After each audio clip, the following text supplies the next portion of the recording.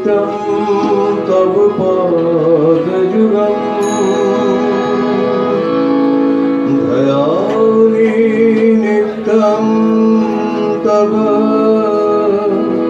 पूर्णारूपम्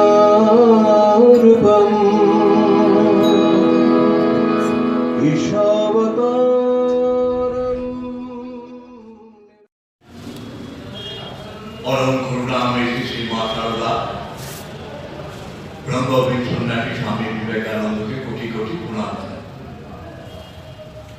भक्तमंडলী যারা এখানে উপস্থিত হয়েছেন ঈশ্বরীয় কথা শ্রবণ স্মরণ মনন করার জন্য তাদের প্রত্যেককে জানাই আমার আন্তরিক শ্রদ্ধা নমস্কার। আমরা এখানে শ্রীরামকৃষ্ণদেবকে নিয়ে আলোচনা করব খানিকক্ষণ তার চরণে মনটাকে ফেলে রাখার চেষ্টা করব। তার আগে তার কাছেই প্রার্থনা করবো আমাদের মনটা একটু স্থিত করো যেন তোমার পাদপথে মনটাকে রাখতে পারি কিছুক্ষণের জন্য। শ্রীরামকৃষ্ণ বহু আলোচিত একটি নাম, একটি মহাপুরুষ, একটি অবতার বৈশিষ্ট্য শ্রীরামকৃষ্ণ। শ্রীরামকৃষ্ণ মানে প্রেম, ভালোবাসা, পবিত্রতা, ঈশ্বরকে নিয়ে উন্মত্ততা, এই হচ্ছে শ্রীরামকৃষ্ণ। শ্রীরামকৃষ্ণ হচ্ছেন এইসবের প্রতীক। আর ধর্ম যদি আমরা ব্যাখ্যা করতে চাই, ধর্ম মানে কি হবে? এগুলো ছড়ানো। ধর্ম মানেও তাই প্রেম, পবিত্রতা, ত্যাগ, এই ছড়া ধর্ম হয় হতে পারে না। শ্রীরামকৃষ্ণ নিজে সশরীরে পৃথিবীতে আগমন করে আমাদের একেবারে দেখিয়ে দিয়ে গেলেন ধর্ম জিনিসটা কি, ধর্ম কি হওয়া উচিত। এই জন্যই এবারে শ্রীরামকৃষ্ণ দেবের আগমন। তিনি যখন এলেন এই কলকাতা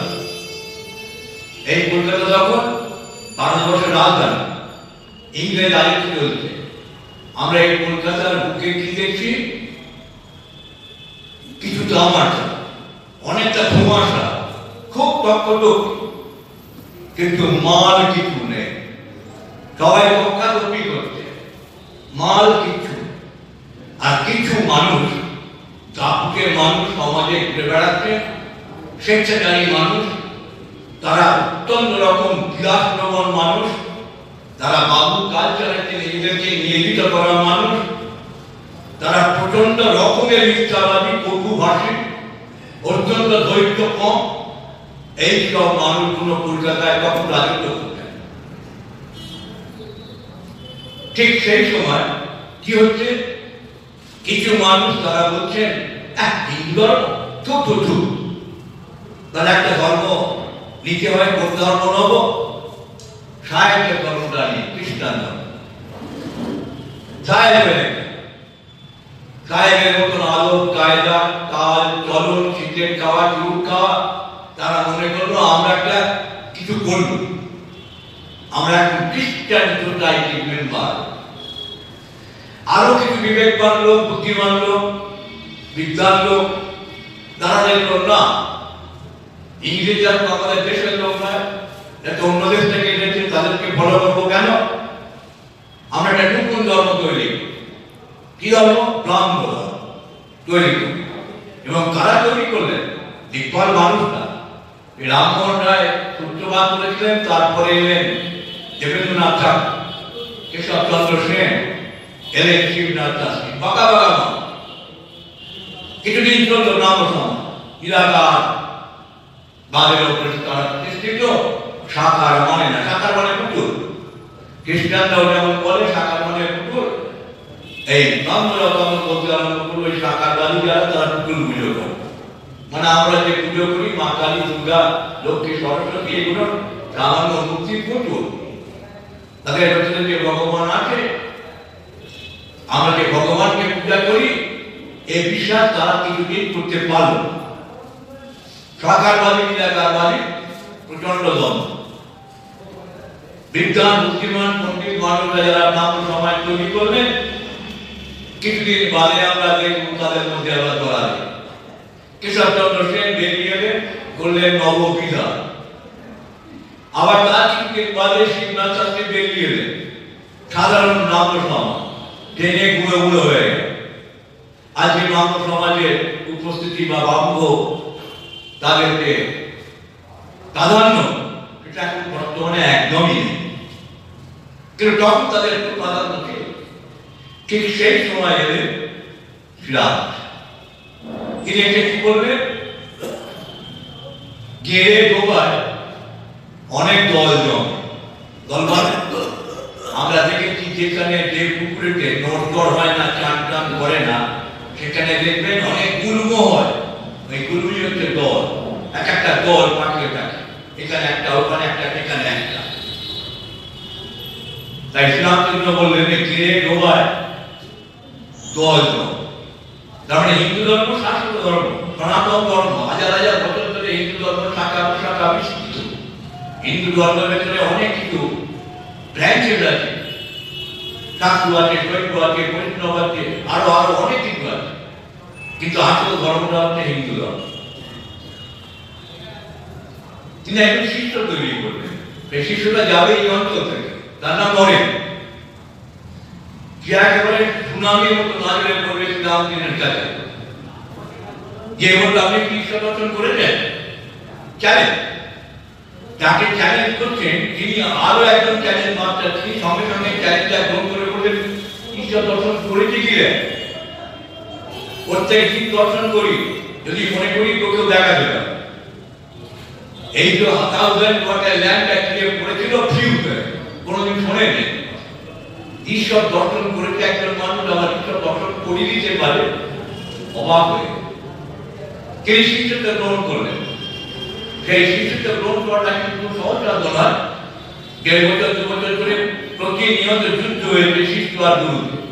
গুরু যা বলেন শিষ্য নেবেন না, শিষ্য প্রতিবাদ করেন, ব্যঙ্গ করেন, বিক্ষোভ করেন, নানা রকম প্রশ্ন তোলেন। তার কারণ আছে, কেন প্রশ্ন তুলছে? স্বামী বিবেকানন্দ হবেন এই নরেন্দ্র না, পরবর্তীকালে রামকৃষ্ণদেবকে আমরা বলবো অবতার বরিষ্ঠ। সেই রামকৃষ্ণ দেব যে একটা ইমাজিনেট ক্যারেক্টার, নিষ্কলঙ্ক চরিত্র, সেটাকে প্রমাণ করবার জন্য এই যুবতী নরেন্দ্রনাথের আগমন। আমাদের মানুষের মতো যারা আছি আমরা, তাদের কত রকমের প্রশ্ন, সব প্রশ্ন এই রামকৃষ্ণের দিকে তাক করে সে ছুটছে, প্রতিবন্ধ করার চেষ্টা করছে, তুমি যা করছো যা বুঝি উঠি। কিন্তু যতবারই পরীক্ষা করতে যাচ্ছে নরেন্দ্রনাথ, ততবারই হেরে যাচ্ছে, পর্যদস্ত হচ্ছে, ততবারই শ্রীরামকৃষ্ণদেব একেবারে লেখার মার্ক নিয়ে পাশ করে বেরিয়ে যাচ্ছেন, আর আস্তে আস্তে বলছেন কিরে আমি পাশ করেছি তো। এই হচ্ছে গুরু শিষ্য সম্পর্ক। তারপরে আমরা কি দেখছি, শিষ্যকে তৈরি করে শ্রীরামকৃষ্ণদেব স্বামী বিবেকানন্দকে তৈরি করছেন, মানে উত্তরকালের বিবেকানন্দ, এখন নরেন্দ্রনাথ। কি শিক্ষা দিলেন? প্রথম যে শিক্ষাটা দিলেন সেই শিক্ষাটা হচ্ছে সব ধর্মই সত্য, সব ধর্মই সত্য। তারপরে শিক্ষাটা কি দিলেন? মনে নয় সমাধি নয়, মানবের কল্যাণের জন্য জীবনটা উৎসর্গ করতে হবে। দেখুন নরেন শেষ তো সমাজে একটা দৃষ্টান্ত জিনিস, সেই সমাজটাকে বলে বসে থেকেও বড় জিনিস আছে নরেন, মানুষের জন্য জীবন উৎসর্গ। আর কি শিক্ষা দিচ্ছে? বলছি নরে খালি পেটে ধর্ম হয় না। আমরা এতদিন ধরে ধর্ম বলতে জানতো, একাদশী করছি, পূর্ণিমা করছি, শিবরাত্রি দিয়ে একেবারে নিরঙ্গ উপবাস করছি, কালী পুজোর দিন নিরঙ্গ উপবাস করছি, দুর্গা পুজোর দিন অঞ্জলি দেবো, নিরঙ্গ উপবাস করছি। শ্রীরামকৃষ্ণ বললেন না, ওগুলো কতগুলো রিচুয়াল, তোমাদের মনের বন্ধন তোমরা তৈরি করেছো, ওগুলো কোনো ঘটনা নয়। খালি পেটে ধর্ম হতে পারে না।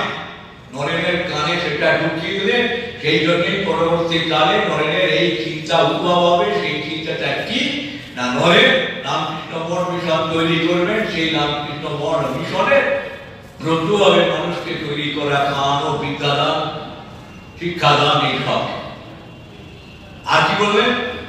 আরে নরেন তোর এই মাটির প্রতিমা, দেখো মাটির প্রতিমা, পাথরের প্রতিমা, যেটাকে খ্রিস্টানরা পুতুল বলে, ব্রাহ্মণরা পুতুল বলে, যাকে শ্রীরামকৃষ্ণ সেই জাগ্রত করলেন, তাকে বলছেন জাগ্রত করার পর মাটির প্রতিমায়ের পুজো হয়, জ্যান্ত মানুষের পুজো হয় না? তার মানে একটা ছেলেকে কিছুদিনের জন্য মাটির পুতুল টুতুল রেখে জ্যান্ত মানুষগুলোকে পুজো কর। এই জ্যান্ত মানুষরাই হচ্ছে তোর নারায়ণ, এই জ্যান্ত মানুষরাই হচ্ছে তোর ভগবতী। লেগে যা নরেনকে তৈরি করে। পরবর্তীকালে আমরা দেখলাম নরেন এই কাজগুলো করবার জন্য এই জীবনটা কিন্তু খরচ করল।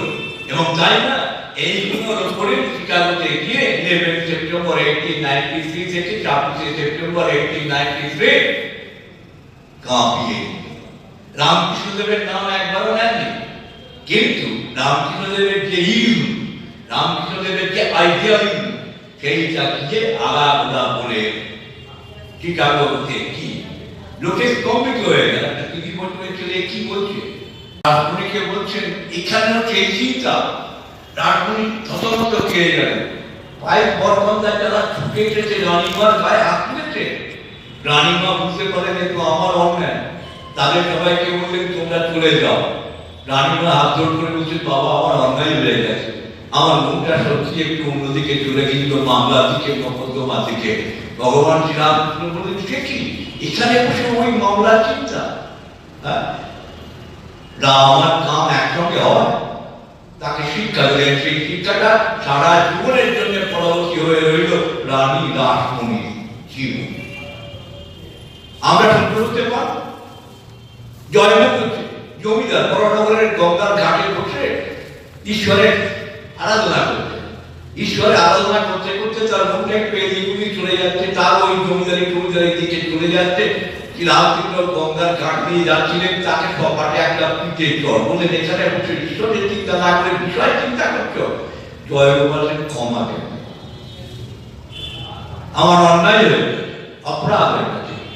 এই জন্য একটা মানুষ লাঠু মন, যে লাঠুকে তিনি কি ভালোবাসতে দেখেন। রামবাবু একজন গৃহী মানুষ, তার বাড়ির কাজ রামবাবু। সেই লাঠুকে নিয়ে রামবাবু এসেছেন দক্ষিণেশ্বরে।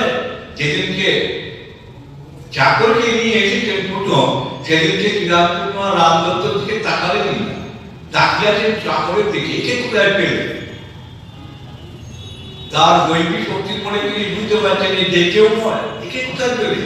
রামদত্ত বলছেন না এই তো ওই বিহারে থাকতো, আমার যে অরিজিনাল চাকর সে চলে গেছে, তার একটা বাইনা কাকে দিয়ে গেছে যে তো আলি বাই, এই সম্বন্ধে আমি বিশেষ কিছু জানি না। বলে তাই না, ভালো করে পর্যবেক্ষণ করলেন। পুরো একটি হলো ভগবান জানেন। এইবার দেখুন লাটুর কি হচ্ছে। লাটু দেখেছে, লাটু এবার বাড়িতে রামবাবু স্ত্রী তাকে একেবারে সন্তানের মতো ভালোবাসেন। আর লাটু রামবাবু স্ত্রী অনেক কাজকর্ম ফরমা করে দেন। খুব খুশি লাটুকে পেয়ে গেল। সেই লাটুটি দিতে গেল। শ্রীরামকৃষ্ণ তাদেরকে কিভাবে তাকিয়েছিলেন জানি না।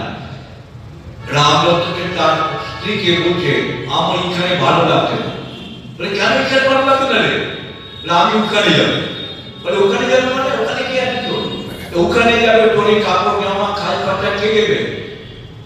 দেখুন কাকু, সে রামদত্ত লোক বুঝতে কেন? আপনারা উনাকে ভালোবাসেন, উনাকে যদি ভালোবাসেন তাহলে আমি ওখানে থাকলে আমাকে একটা কাপড় একটু খাবার দিতে পারবেন না? দেখুন চলা কথা কাটাকাটি হচ্ছে। পরে আবার একদিন রামদত্ত তার চাকরকে নিয়ে গেছেন, চাকর দেখছেন, দেখে বলছেন এই কিছু কোথায় ফেলে বলো দেখি। হ্যাঁ, এ তো আধার খুব ভালো। হ্যাঁ, তুমি এক কাজ করো না, তুমি একে এইখানে রেখে। লাটু তো খুব খুশি, লাটু খুব খুশি। তখন রামদত্ত বলছে তুই যে এখানে চাকরি তোকে খাবার দেবে, তোকে কে খাবার দেবে? তোকে কাপড় দেবে। দেখুন কত বড় চাকু। শ্রীরামকৃষ্ণের দিকে তাকিয়ে বলছে লাটু অশিক্ষিত, লেখাপড়া জানে না, অক্ষর গোমান্ত। রামকৃষ্ণের দিকে তাকিয়ে বলছে কেন ইনি যে মায়ের প্রসাদ পাবেন আমি ইনি থেকে একটু খেয়ে দেবো? ভগবান শ্রীরামকৃষ্ণ বলছেন সালার বুদ্ধি দেখেছো, আমি যা ভোগ প্রসাদ পাবো সেই ভোগে তো ভাগটা দেখেছে। আচ্ছা রাম বলেছি তুমি ওকে আমার কাছেই রেখে যাও। সেই লাগবে ভালোবেসে রাখবে। শ্রীরামকৃষ্ণ লেখাপড়া জানেন না, মুখ্য নিজে গল্প করে বলছেন আমি হচ্ছি মূর্খতম।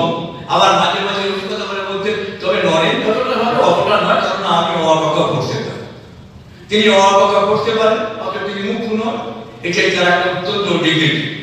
আবার সেই মূর্খতম রামকৃষ্ণদেবের ইচ্ছে হলো লাঠু, যে একদম লেখাপড়া জানে না, ওই বাবা তো রাখার মুখ্য। আর সত্যি লাঠু মানে তার বাবার নাম বলতে পারে না, মার নাম বলতে পারে না, তার গান কোথায় বলতে পারে না, তার দেশ কোথায় বলতে পারে না, সে বিহারের একটা মেষ বালকের ছেলে, কিচ্ছু বলতে পারে হিন্দি বা বাংলা তার উচ্চারণ কিন্তু বড় নিষ্ঠ হয়, তার কথা শুনতে বড় ভালো লাগে। সেই লাঠু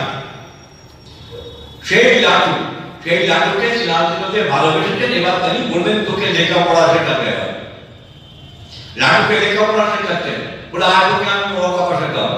শ্রীরামকৃষ্ণ একজন মুখ্য আর একজন মুখ্যকে শেখাচ্ছেন, বলছেন বল ক, ক লিখে বলছেন ক। বিহারের কোন লাঠু ক বলতে পারছে না, সঙ্গী বলছে কা। শ্রীরামকৃষ্ণ আবার ক লিখে বললেন বল ক। ওর বিহারের কান সঙ্গী বলতে আরম্ভ করলো কা। দুবার তিনবার হওয়ার পর রামকৃষ্ণ হাত ছেড়ে দিয়ে বললেন দোষ তুই কয়ে আকার দেওয়ার আগে যদি কা বলবি তাহলে আকার দিলে কি বলবি তা তোকে আগে লেখাপড়া করতে হবে, শুধু আমায় ধরে থাক, আমায় ধরে থাক, তুই আমায় ধরে থাক। অথচ কেন কথা বললাম সেই লাঠুকে আমরা কি দেখছি, সেই লাঠু একদিন সন্ধ্যেবেলা ঘুমিয়ে পড়ে। কি অপরাধ, আমরা তো অপরাধ তো দিলাম বলি, কত সময় ঘুমিয়ে পড়ি। লাঠু সন্ধ্যেবেলায় ঘুমিয়ে পড়ে, শ্রীরামকৃষ্ণ দেখতে পেয়েছেন ঘুমিয়ে পড়ে। এত রেগে গেলেন, সেই জিনিস একেবারে সমনীয়কে বিদায় করছেন, চাকরি করে রামের বাড়ি চলে যান। আর জোর করে ক্ষমা চাইছি, না না না আর কোনোদিন ঘুমবো না। বলে তুই সন্ধ্যেবেলা ঈশ্বরের নাম না করে তুই ঘুমোচ্ছে, এত বড় যে অপরাধ করেছে তাকে পাতানের দিক তাড়িয়ে দিচ্ছিলেন। যে লাঠুকে এত ভালোবাসেন, এই হচ্ছেন শ্রীরাম। আমরা লাঠুর কি পরিবর্তন দেখব? আমরা বিশ্বজিৎ শুনেছি, তাই না? শক্তিজিৎ শুনেছি, ইন্দ্রজিৎ শুনেছি, নিদ্রাজিৎ বলে কাউকে শুনেছি বলে মনে হয় না। লাঠু রামকৃষ্ণের কাছে এই গালাগাল খাবার পর নিদ্রাকে জয় করলেন, তারপরে আর কোনোদিন চোখের পাতা এক করেননি, তিনি হলেন নিদ্রাজ। মানব জীবন পেয়েছি, এই জীবনে আমি ঘুমিয়ে সময় নষ্ট করবো? শ্রীরামকৃষ্ণ আমায় শাসন করেছেন। তো আমরা দেখি লাঠুর মতন একজন আদা, তাকে পেয়েও তিনি তাড়িয়ে দিচ্ছিলেন। বাবুরামকে তিনি অত্যন্ত ভালোবাসেন। সেই বাবুরাম তাকে বলছেন ওর হাড় পর্যন্ত শুদ্ধ।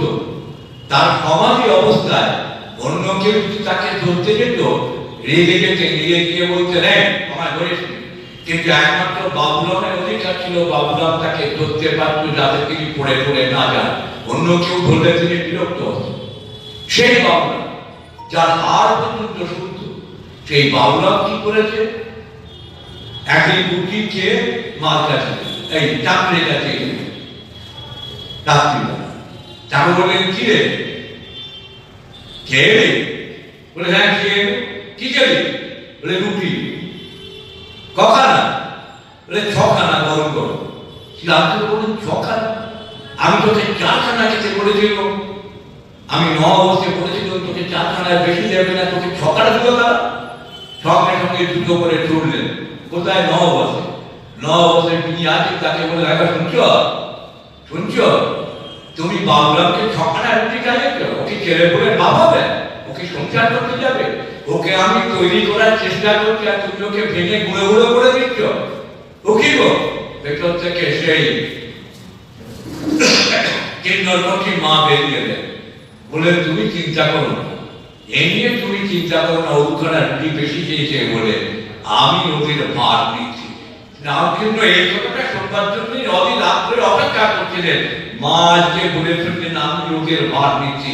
তিনি বকতে গেলেন, তিরস্কার করতে গেলেন, আনন্দ নিয়ে ঘরে ফিরলেন।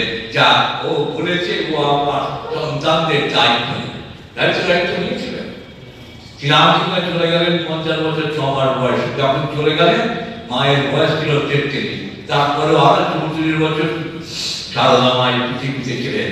তিনি তো জগতের কল্যাণের জন্য, তার সন্তানের কল্যাণের জন্য কি না করেছেন, কি কষ্ট না করেছেন, সে তো আমরা সব জানি, তাই না?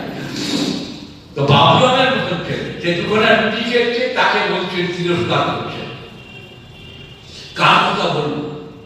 মানুষ পুত্র রাখাল বল ব্রহ্মানন্দ, আমার রাজা, আমার রাখাল করে করে পাগল হচ্ছেন। সেই রাখাল একদিন কি করেছে? চট করে মায়ের ভোগ এসেছে, ভোগ মানে বাল্য ভোগ লোক এসেছে, মিহিরি মাখন।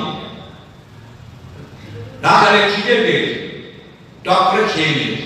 যখন খাচ্ছে মাখন মিহিরি, শ্রীরামকৃষ্ণ এসে দেখলেন রাখাল মাখন মিহিরি খাচ্ছে, বলে কি খাচ্ছি? বলে মায়ের ভোগটা দিয়ে গেল তাই খাচ্ছি। বলে সে কি রে এখনো? হ্যাঁ, তুই রাখতে পারলি না, পাঁচজনকে দিয়ে খেতে পারলি না, তুই আসা মাত্র নিজে খেয়ে ফেললি। তোর এত লোক, তুই লোক সংগ্রহ করতে যাচ্ছিস না, যা বেরো বেরো বেরো বেরো বেরো।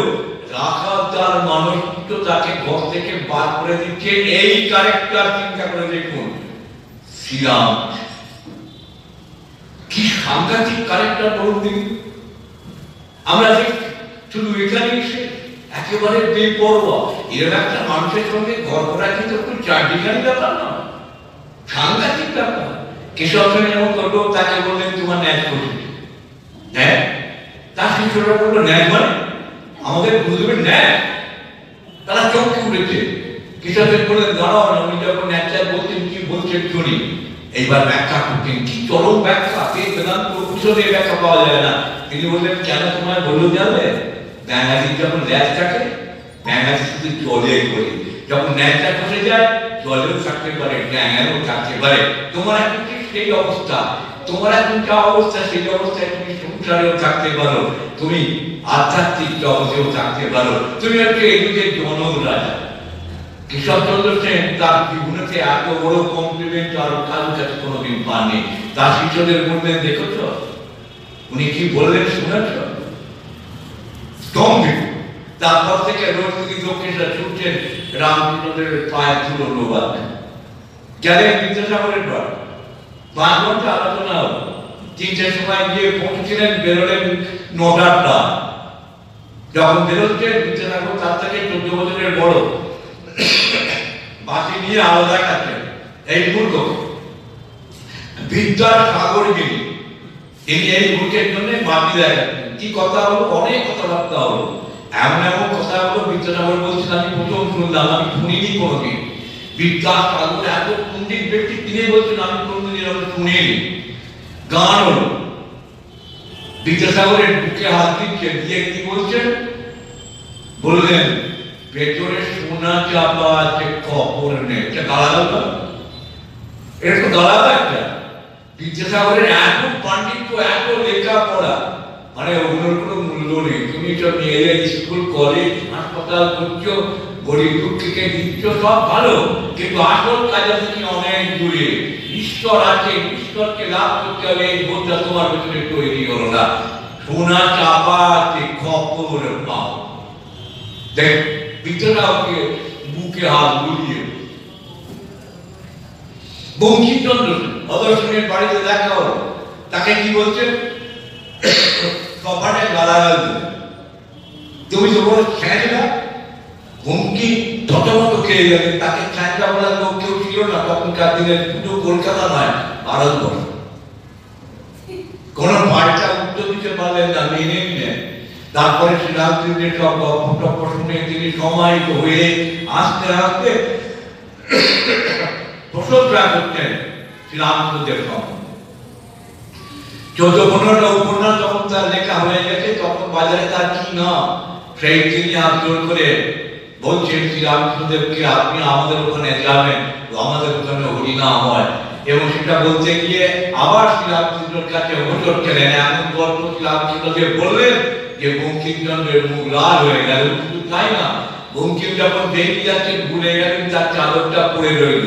তখনকার দিনের বঙ্কিমের কাঁধের চাদর ছাড়া পড়ে যাচ্ছেন, হতে পারে না। তিনি একেবারে বিস্ময়ে অভিভূত হয়ে গেছেন। মাস্টার মশাই সেই চ্যাপ্টারটা শেষ করছেন এই বলে বঙ্কিমবাবু কি ভাবিতেছিলেন? তার মানে বঙ্কিমবাবু কি বাবা আরম্ভ হলো? ইনি একজন মহাপুরুষ, ইনি একজন অবতার। আমরা দেখছি এই জন্য একটা মানুষের সঙ্গে কি করে আমরা গল্প করবো। তখনকার দিনে সৌরেন্দ্রনাথ ঠাকুর নাম করা একজন জমিদার রাজা, তাকে তার বাড়িতে গেলেন, তার বাড়িতে গিয়ে পুত্রী বলছে, দেখো আমি তোমার রাজা রাজা বলতে পারবো না, কি দরকার ছিল কথাটা বলার? উপজাত করে ডেকে তাকে কথা বলার কি দরকার? তাকে বলে, দেখো তোমার রাজা রাজা বলতে পারবো না, কেন আছে? আসলে রাজা তুমি নও, রাজা অন্য মান। সৌরেন্দ্রনাথের এই বাড়িতে হরিনামূর্তি ঈশ্বরের নাম হচ্ছে খানিকক্ষণ বাদে আরম্ভ হয়েছে, তাকে ডেকে পাঠানো হলো। তিনি এমন অপমানিত হয়েছেন শ্রীরামকৃষ্ণের কাছে, তিনি বললেন আমার গলাটা কাছে আমি আর নামবো না, ভয়ে আর নামলেন না, পাশে আবার গলা দরকার। আমরা দেখছি যতীন্দ্রনাথ ঠাকুর তখনকার দিনের বিরাট জমিদার, সেই যতীন্দ্রনাথ ঠাকুরকে বললেন, আচ্ছা তোমার কি মনে হয়? বঙ্কিমবাবুকে যে প্রশ্ন করেছিলেন ঠিক সেই প্রশ্ন, তোমার কি মনে হয় মানব জীবনের কর্তব্য কি? যতীন্দ্রনাথ ঠাকুর বললেন, হাত কর্তব্য। যুধিষ্ঠির নরবাস খপাতে তাকে গালাগাল, তুমি যুধিষ্ঠির আর কিছু দেখো না, তার নরবাসী মনে রেখেছো, তার সন্তানরা, তার ভাইদের প্রতি প্রেম, তার ঈশ্বরের প্রতি অনুরাগ, তার সত্য পথে চলা, তার কত ত্যাগ, এসব তো তোমার মনে পড়লো না? তোমার কাছে মনে রয়েছে তিনি নরবাস করেছিলেন। ছি ছি ছি ছি। এই হচ্ছে শ্রীরাম। এইরকম একটা মানুষের সঙ্গে আমাদের মতো সাধারণ মানুষ একেবারে ব্যাপারে আমরা পাগল হয়ে যেতাম। আমরা যে পরে এসেছি তাকে যে উঠতেছে পুরাণ করছি, ভালোবাসছি, শ্রদ্ধা করছি, পুজো করছি, এই বোধহয় বেশ ভালো। এই শ্রীরামকৃষ্ণ এলেন কবে পৃথিবীতে? 1834 সালের 17 ফেব্রুয়ারি, 18 ফেব্রুয়ারি, কোন মাসে 17 ফেব্রুয়ারি, কোন মাসে 18 ফেব্রুয়ারি তিনি এলেন। যে আসার সময় আমরা কি দেখছি? অদ্ভুত কাণ্ড, যা পৃথিবীর ইতিহাসে আতঙ্ক আমরা কোনোদিন শুনি। এসে জন্মবার পরেই চাই মেঝে পড়ে রয়েছে। জন্মবার পর কোনো চিৎকার করলেন না, কান্নাকাটি করলেন না, যা অসাধারণ ব্যাপার। তিনি ধনী জামানের কাছ থেকে কত বিদ্যে নিলেন। তিনি কি বললেন? চাল কলা বাঁধা বিদ্যা আমি গ্রহণ করব না। তিনি তার নিজের পত্নীকে পুজো করতেন। তিনি সাধক, আমরা ধর্মিকার তিনি যখন সাধক, তিনি নিশ্চয় বিয়ে ত্যাগ করলেন না, তিনি বিয়ে ত্যাগ করলেন। এবং শুধু বিয়ে ত্যাগ করলেন না, তাকে গ্রহণ করলেন। একদিনের জন্য তাকে ত্যাগ করার কথা তার মনে উদয় হলো।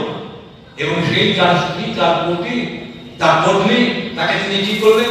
জগতের জননী তৈরি করে দিলেন। বিশ্বের জননীর অভাব ছিল, একটি জননী তৈরি করে দিয়ে গেলেন। তিনি যেন আমাদের বলে দিয়ে গেলেন, তোমরা অনেক কিছু পেয়েছো, কিন্তু একটা জিনিস তোমাদের নেই, সেই জিনিসটা আমি তোমাদের দিয়ে যাবো। সেটা হচ্ছে তোমাদের আসল মা, আসল মা। এবং যে মা পরবর্তীকালে বলবেন, আমি তোমাদের আসল মা। যখন দেখবে তোমার পাশে কেউ নেই, তখন জানবে একমাত্র আমি তোমার পাশে আছি, সেই মা। এই কত বড় আশা বলুন দেখি। সেই গিফট শ্রীরামকৃষ্ণ আমাদের করে দিয়ে গেলেন। তাকে 4 জুন 1872 ষোড়শী জ্ঞানে পুজো করে জগতের মা রাজেশ্বরী করে দিয়ে গেলেন, যাকে আমরা মা মা বলে ডাকি। মায়ের সন্তান চেয়েছিলেন শ্রীরামকৃষ্ণ। কামারপুকুরে গান মারছেন সকালবেলা, সারদা মা কি করছেন? হঠাৎ গান মারতে মারতে শ্রীরামকৃষ্ণ মাকে ছাড়ে করে শোনাচ্ছেন। কত আনন্দ! ছেলের অন্নপ্রাশনে কি আনন্দ! সোনার গোট পরে নাচবে, এই এই করে নাচবে। কিন্তু সেই ছেলে যখন মারা যাবে, তখন আসবে পরে কাঁদবে, আসবে পরে কাঁদবে। মা নিকটে নিকটে হঠাৎ বললেন, সবকটাই কি মারা যাবে? চিন্তা করে দেখুন, মার মনে ইচ্ছে ছিল একটা সন্তান তার হোক। শ্রীরামকৃষ্ণ দেব একেবারে সুর মাটিয়ে দিলেন। গান বাজের মধ্যে চিৎকার করে বলতে লাগলেন, ও বাবা, এর থেকে সব আছে গো, কি বলছে দেখো। বলছে সবকটে কি মারা যাবে? একটি সন্তান চেয়েছিলেন। শ্রীরামকৃষ্ণ তাকে বললেন, তোমার একটি নয়, আমি লাখো লাখো সন্তান দিয়ে যাব। আজও মাথা কুলন থাকবে, মাথা কুলন। ওই কুকুর বিড়ালের মতন বাচ্চা দিয়ে কি হবে গো? তোমাকে মা মা বলে এত লোকে ডাকবে, এত ছেলে ডাকবে, তুমি বিরক্ত হয়ে। অবতার পুরুষ ভগবান শ্রীরামকৃষ্ণ অবতারের কথা কিন্তু মিথ্যে হয় না।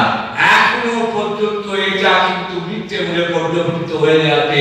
সারদা মা কোটি কোটি সন্তান তার বাবা করতে এরকম কোনো রিপোর্ট কোনো জায়গা থেকে পাওয়া যায়নি। মা সত্যি যোগ্য হয়েছে, তারপরে এখনো সত্য বলে প্রমাণিত হয়নি। তো আমরা দেখছি সেই শ্রীরামকৃষ্ণ তিনি কি করছেন, তিনি পুজো করছেন কাকে, ওই সাড়ে তিনি চেয়েছি পশ্চিমা যেটা বলছিলাম, পশ্চিম পাথরের পশ্চিমা তাকে জাগ্রত করলেন। জাগ্রত করলেন কিরকম ভাবে, মন্ত্র বলে না, বিরাট বিরাট মন্ত্র বলছেন, বিরাট বিরাট সংস্কৃত উচ্চারণ করছেন তা নয়, দুটো বাংলা শব্দ, দেখা দে দেখা দে দেখা দে দেখা। তার আগে পর্যন্ত আমরা জানতাম চণ্ডী চাই, ভাগবত চাই, বেদ বেদান্ত উপনিষদ চাই, সেই বই খুলে রাখতে হবে, তিরস্কার করে মন্ত্র উচ্চারণ করতে হবে, এমন সংস্কৃত মন্ত্র উচ্চারণ করবো যে একেবারে স্তম্ভগুলো কেটে যাবে।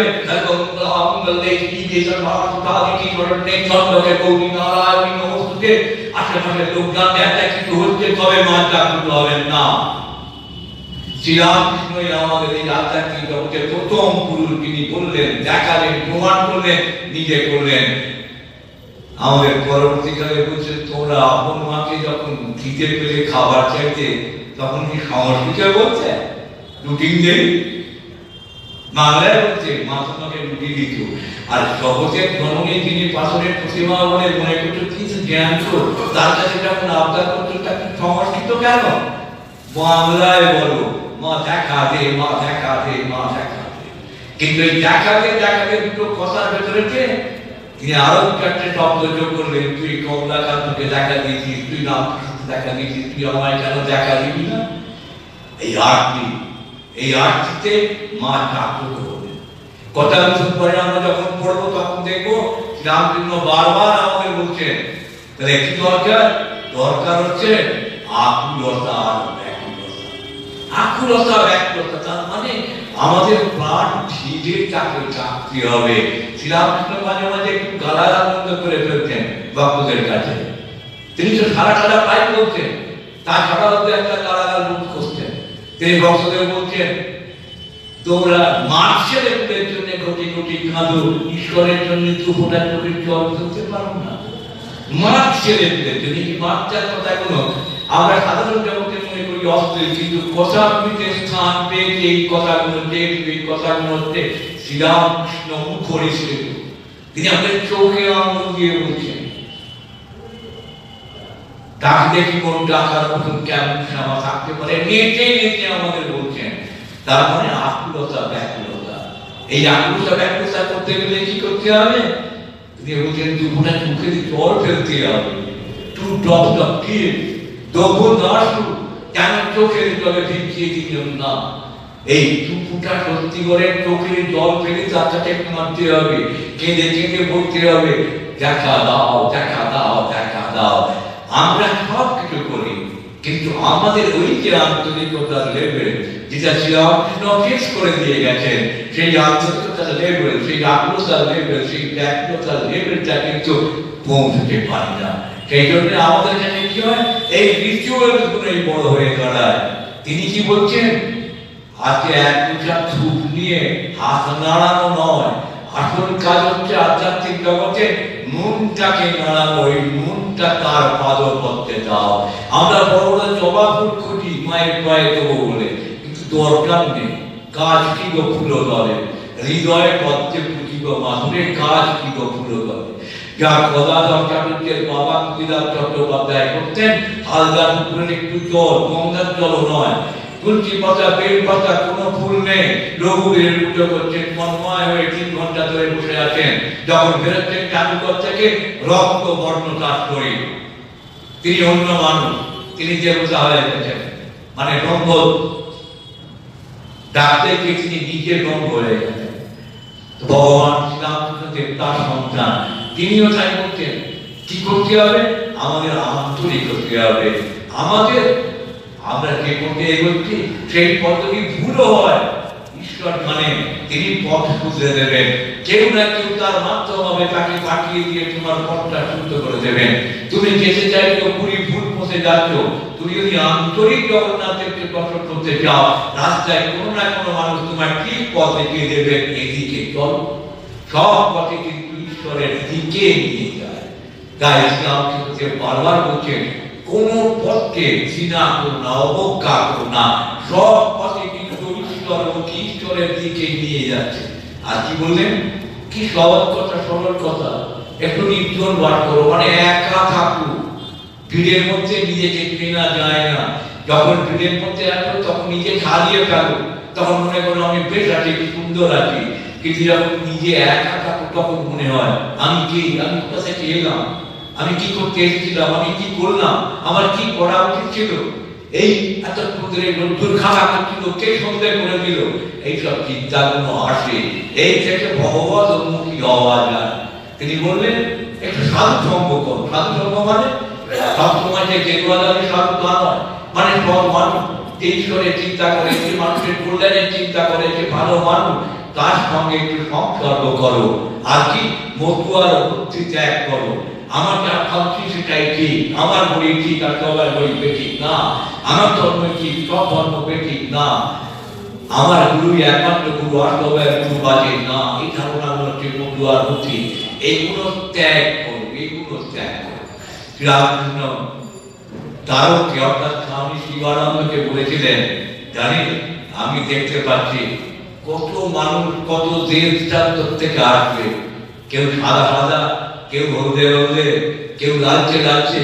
পরবর্তীকালে আমরা দেখলাম সত্যি দেশ বিদেশ থেকে কত মানুষ তার কাছে আসতে আরম্ভ করল। নিবেদিতা তার নামে দিয়ে গেল, তাই না? কৃষ্ণ তার নামে দিয়ে গেল, মেঘলাও তার নামে দিয়ে গেল, আরো কত বড় বড় লোক আমরা দেখলাম পরবর্তীকালে রামকৃষ্ণের নামেতেই চলে এলো। এই ভারতবর্ষে রামকৃষ্ণ চৌকেতে বেলুন মঠ তৈরি করার জন্য কোটি কোটি টাকা তারা দান করলো, ধ্যান করলো স্বামীজিকে কেন্দ্র করে। আসল উদ্দেশ্য কিন্তু শ্রীরামকৃষ্ণ, সেই উদ্দেশ্যকে আর ভুলে না যায়। গিরিশ যেমন একটা কথা বারবার বলছেন, রামকৃষ্ণকে বোঝা অত সহজ নয়। অনেকে বলে আমার স্বামী বিবেকানন্দকে বেশ ভালো লাগে, রামকৃষ্ণদেবকে কি কতখানি বুঝতে পারছেন না। না, গিরিশ বলছেন স্বামী বিবেকানন্দকে যে রামকৃষ্ণ ছাড়া পাবে সে হতভাগা। এই স্বামী বিবেকানন্দই আমেরিকার মতন জায়গায় রামকৃষ্ণদেব সম্বন্ধে বললেন, এই বিবেকানন্দকে দিকে তোমরা অবাক হয়ে যাচ্ছ, এইরকম শত সহস্র লক্ষ লক্ষ কোটি কোটি বিবেকানন্দ রামকৃষ্ণকে তৈরি করতে পারেন ধুলি কণা থেকে, ধুলি কণা থেকে। তার এত শক্তি স্বামী বিবেকানন্দ নিজে রামকৃষ্ণদেব সম্বন্ধে বলে গেলেন। আর কি বললেন, রামকৃষ্ণদেব বলেছিলেন এই যে মূর্তিটা দেখছো এটা ঘরে ঘরে পুজো হবে। আমরা এখন সত্যি তাই দেখছি, তার কথা অক্ষরে অক্ষরে মিলে যাচ্ছে, একেবারে অক্ষরে অক্ষরে। তিনি কোথায় নেই, কিন্তু দেখুন সারা পৃথিবী ব্যাপী আছে পরীক্ষা, তাকে এমন জায়গায় পাবেন না যে তিনি নেই। রিক্সাচালক রিক্সা চালাচ্ছে, তার রিক্সা তলায় দেখবেন শ্রীরামকৃষ্ণের ছবি। বড় কাপড়ের দোকান দেখবেন ক্যালেন্ডার হয়ে ঝুলছে শ্রীরামকৃষ্ণ। পথচারী ফাইন ফাইন করে ছুটছে, তার পকেটে রামকৃষ্ণ। এমনকি উত্তুঙ্গ পাহাড়ে দেখবেন সেখানেও শ্রীরামকৃষ্ণ প্রবেশ করে গেছেন। আর জানি না আমরা এক্সকিমোদের ইগলুতেও গিয়ে দেখা যাবে হয়তো রামকৃষ্ণ সেখানে উকি মারছেন। তিনি সর্বত্র পরিত্যাগ। তিনি বলেছিলেন ঘরে ঘরে আমার শরীর পুজো হবে। আজকে তার কথা সত্য বলে পুজো মারবে। শ্রীরামকৃষ্ণদেব সম্বন্ধে স্বামী বিবেকানন্দের মতো মানুষ তিনি বললেন অবতার ও বলিষ্ঠ। এই অবতার বলিষ্ঠ কথাটা কেন বললেন? শ্রীরামকৃষ্ণ তো ওই মতুয়ার বুদ্ধি ত্যাগ করতে বলেছিলেন, আমার গুরু বড়, ওর গুরু ছোট। স্বামী বিবেকানন্দ যখন বললেন শ্রীরামকৃষ্ণ অবতার বলিষ্ঠ করেছে, সেই ভাবটা এসে যাচ্ছে, তাহলে আমাদের এই গুরু সব থেকে বড় গুরু হচ্ছে অবতার বলিষ্ঠ, অবতারদের মধ্যে শ্রেষ্ঠ। রামচন্দ্র কিছু না, শ্রীকৃষ্ণ কিছু না, চৈতন্য কিছু না। না, ব্যাপারটা তা নয়। স্বামী বিবেকানন্দ তো বোকা নয়। তিনি কেন বললেন অবতার বলিষ্ঠ? শ্রীরামচন্দ্র, শ্রীকৃষ্ণ, গৌতম বুদ্ধ, চৈতন্য মহাপ্রভু, শঙ্করাচার্য, চৈতন্য মহাপ্রভু সবাই এই সবাই যে মেইন ইনগ্রেডিয়েন্টস, যে ভালো ভালো গুণ, যেমন রামচন্দ্রের সত্যনিষ্ঠা, শ্রীকৃষ্ণের আসক্তিহীনতা, বুদ্ধদেবের প্রেম, যীশু খ্রিস্টের ক্ষমা, শঙ্করাচার্যের জ্ঞান, চৈতন্য মহাপ্রভুর ঈশ্বর উন্মত্ততা, এই সব কটা জিনিস নিয়ে এবারের যিনি অবতার এলেন, সেই অবতার হচ্ছেন শ্রীরামকৃষ্ণ। সেই জন্যে স্বামী বিবেকানন্দ বললেন অবতার পরিষ্ঠায়, অন্য কোন কারণের জন্য নয়।